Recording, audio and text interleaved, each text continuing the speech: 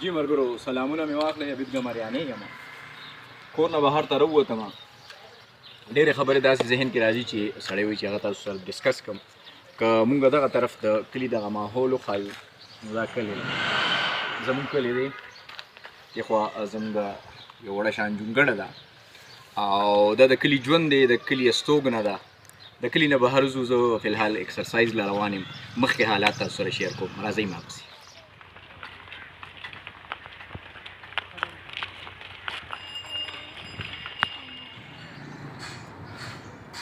جی ملګرو د کلي اډې ته راورسېدم اجولي خان لالا موجود دی دلته ده اوس رکشه اخیستې ده مخکې به دوی ټانګه چلوله دغه تپوس به دې کوو چې لکه ټانګه او رکشه کې څه فرق دی لکه هغه دور ښه او که دا دور ښه دی خو دا روډ چونکې تاسو ته به یو سکون هم ښکاري خو بې سکوني په دې وجه هغه څومره چې رش زیاتېږي څومره چې ابادي زیاتېږي سکون تښتي هغه آرام تښتي نو د کلي دغه اډه دا زه دې کې ناست یم مخکې به ټکل دی اجولي خان لالا دا راته ووایه ټانګه ښه وه که رکشه ښه ده ځکه چې تاسو ګورئ د ملګرو اجولي خان لالا وایي چې ټانګه ښه وه نو ټانګه کې سکون زیات و که نه مینه زیات مینه محبت دا سکون پکې زیات و دې کې نشته دې کې نشته که نه غرار دی که نه قرار دی ما خدای نه خراب وي چې خوځې نو بس وځې دا خبره ده او بل د پټرولو حالات هم تاسو ګورئ چې وخت تر وخته زیاتېږي نو ظاهره ده چې مزدوري ډېره ګرانه ده او څنګه چې ملګرو ما تاسو ته مخکې ویلي چې څومره دیوالونه پاخه شو نو دومره مینې وتښتېدې زړونه سخت شو چې دیوالونه کچه و مینې وې خپلو کې مینه محبت و هغه ټانګه به دی ټوله ورځ مزدوري وکړه ماسپښین مازدیګر کې به دی لاړ هغې له به یې ګیام ایام هغه سپېله وکړه خو بیا به هم دی ته له 100 روپۍ بچت شو خو سکون سره به دی خپل وخت تېرولو اوس هغه وخت نشته راځئ مخکې حالات تاسو سره شریک کوم ډېره مننه خوشحاله وبه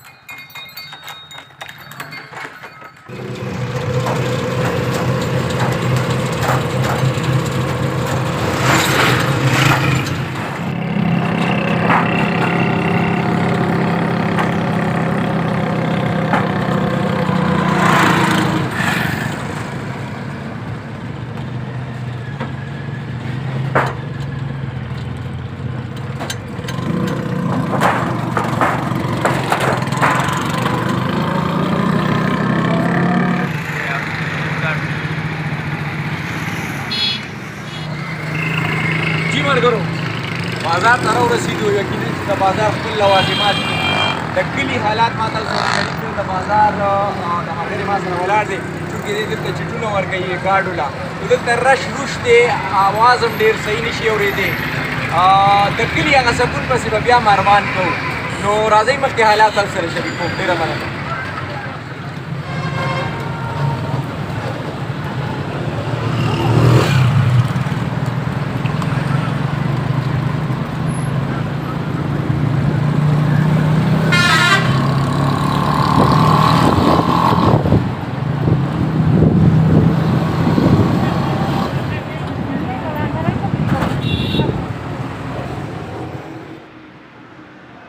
جی ملګرو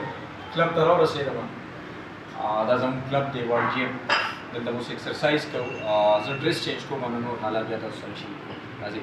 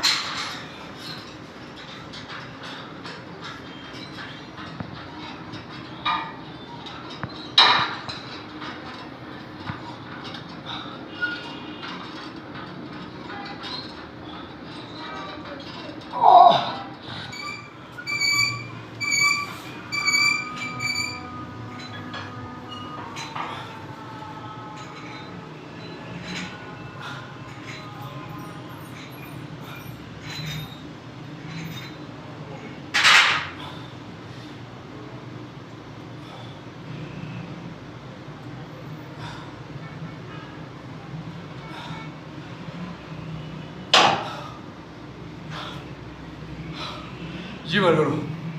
دا لایټ شان ایکسرسایز څنګه چې تاسو ته پته ده مصروفیاتو دور دی د منډې دور دی خو د منډې او د ځغل لپاره د صحت برقرار ساتل ډېر زیات ضروري دي او د صحت لپاره دغه لایټ ایکسرسایز کول ډېر زیات ضروري دي. د مصروفیاتو په دې وخت کې چې موږ ځان له وخت ونه کاږو نو دا وخت بیا دی ده اول خو خپل وخت الله دپاره فارغ کړو، خپل پنځه واړه وخته لمونځونه کوو او د هغې نه علاوه د خپل صحت بھرپور خیال ساتو، د خپل ډایټ خیال ساتو، د خپل غذا خیال ساتو، نو بیا به مونږ منډې تړې او ځغل ته تکړه یو او جوړ به یو. نو دا کلبونه چې کوم دي دا ورلډ جیم دی زموږ کلب دی دلته، نو دا د دې دپاره وي چې لکه مونږ د خپل جسمونو خصمانه وکړو او زموږ ینګ کول چې کوم دی که نه ینګسټر چې کوم دي هغه یې د آیسو د نشو د ماشو نه راوړي او دوی خو خپل صحت خیال وساتي. او یقینا چې دا داسې گیم دی چې دا د کمپیټیټر نه بغیر نه کېږي چې تا سره مخامخ پارټنر وي نو دا گیم بیا کېږي. ډېر ملګري زموږ داسې دي چې هغوی وایي چې موږ ځان ته مشینونه د مصروفیاتو په وجه خپل کور کې پرووایډ کړي دي، خو دا د جیلسي گیم دی چې بل نه ته انسپایر شي، د انسپایریشن گیم دی، بل نه انسپایر شي نو ته به څه وکړې. نو هیله لرم چې دغه اپیسوډ به ستاسو خوښ شوي وي، مخکې به بازار ته ځو بیا نور خیالات تاسو سره شریکوو. ډېره مننه، خوشحاله اوسئ. جی دوستانو یو ځل بیا ستړی مه شئ، په خیر راغلی. دا کور مې وکتو ماشاءالله د هر چا چې دی الله دې نصیب کړي، خو خبره مې دې خبره دغه پورې کوله چې انسان چې کم دی مونږ یو سبق ویلی وی چې انسان کسی حال میں بھی خوش نہیں رہ سکتا، نو هغه خبره تقریبا رښتیا کېدو واله ده. ځکه مونږ ما تاسو باندې د کلي سیل وکړو، د کلي هغه خوندونه مې در باندې وکته، هغه سکون، هغه آرام،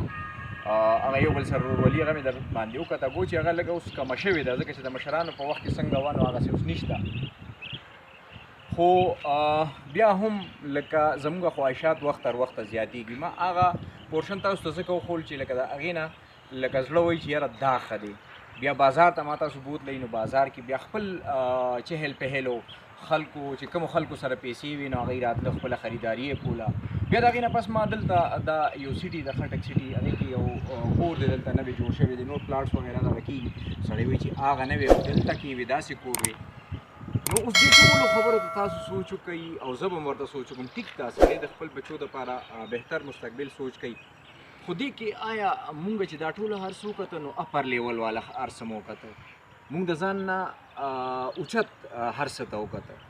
نو که تاسو دې خبره کې سوچ وکئ نو آیا مونږ په دې شته نعمتونو باندې ناشکري نه ده دا خبره چې الله تعالی مونږ له کور راکړی دی. کیدای شي لکه کیدای شي نه یقینا چې زمونږ نه ښکته خلک هم شته چې د هغوی کورونه کچه دي، کمرې راساسي،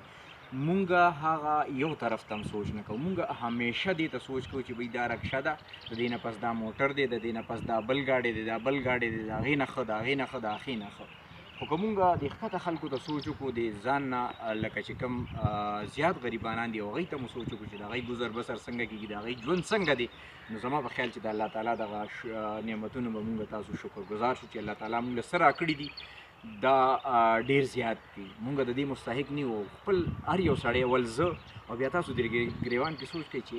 د دې دونه نعمتونو په بدله کې مونږ الله له څه ورکړي دي. هېڅ هم نه، هېڅ هم نه. الله تعالی دومره پوره وجود راکړی دی، دومره ښایسته جسم یې راکړی دی، لاسونه خپې یې راکړي دي. مونږ هغه خلکو ته وګورو چې لکه د هغوی لاسونه خپې نشته، د هغوی سترګې نشته، نو هغوی بل څه بیماریانو کې مبتلا دي. نو د ناشکرۍ دغه څو ټکي لکه زموږ دغه نه همیشه ادا کېږي چې نه دا نه ده، دا نه ده. ټیک دا سړی دغه کوي خو د ځان نه لاندې خلکو ته هم کتل پکار دي، ماحول ته هم کتل پکار دي، د خلکو کورونو ته، د خلکو رهایش ته هم کتل پکار دي. نو بیا به مونږ کې د شکر ماده پیدا کېږي. الله تعالی دې مونږ او تاسو ټول شکر ګزار جوړ کړي. الله تعالی دې مونږ چې کوم ګناهونه رانه شوي دي په هغې دې مونږ ته بخښنه وکړي. ډېره مننه، خوشحاله او آباد اوسئ. هیله لرم چې دا پروګرام به مو خوښ شوي وي. نیکسټ پروګرام سره به ستاسو خدمت کې حاضرېږم. ډېره مننه، والسلام.